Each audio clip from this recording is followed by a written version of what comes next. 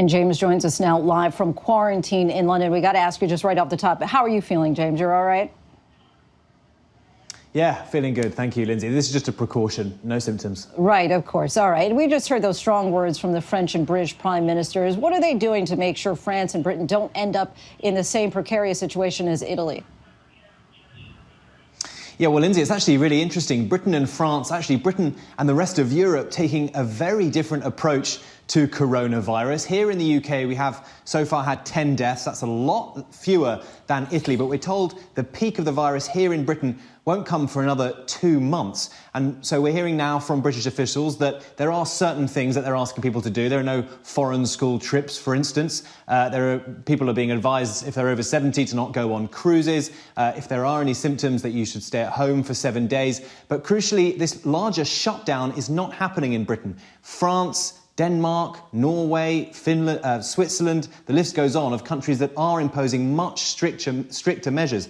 And so Britain is doing something which basically British Prime Minister Boris Johnson says will enable immunity in the long term. He thinks that it will give us some kind of herd immunity, and that would allow the virus to pass through the population and only protect particularly groups that are at particular risk, so the elderly and hospitals. The problem with that, critics will say here in Britain, is that there's no vaccine, and you can actually get this illness more than once. So actually, a lot of people could be at high risk. So a big disparity between what Britain is doing and France. We heard Macron there speaking. Universities are closed, schools are closed. In fact, every single level of this education system all shut down. And these are measures that Europeans are taking across the continent. We'll have to see whether there's a huge divergence in the cases in the weeks and months going forward. One last thing, though, I have to say, it's quite interesting that Donald Trump decided to ban all travel from Europe, even though they are taking these quite extraordinary measures of social distancing,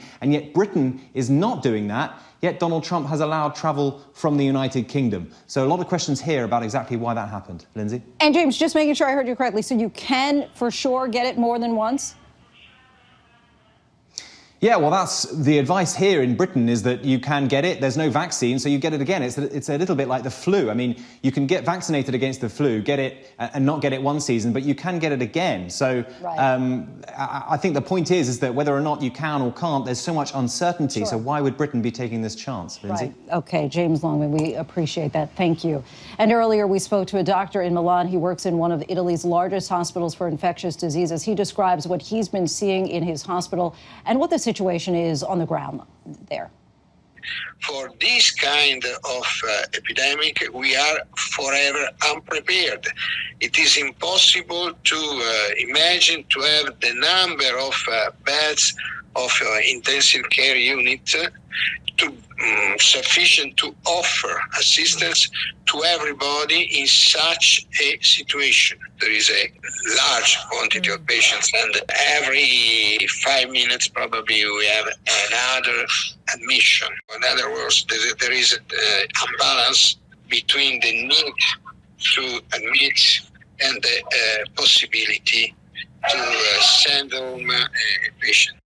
We have also young people with serious disease. Of patients needing assistance should increase at least for another week or two.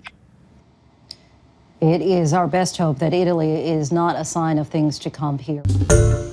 Hi, everyone. George Stephanopoulos here. Thanks for checking out the ABC News YouTube channel. If you'd like to get more videos, show highlights, and watch live event coverage, click on the right over here to subscribe to our channel. And don't forget to download the ABC News app for breaking news alerts. Thanks for watching.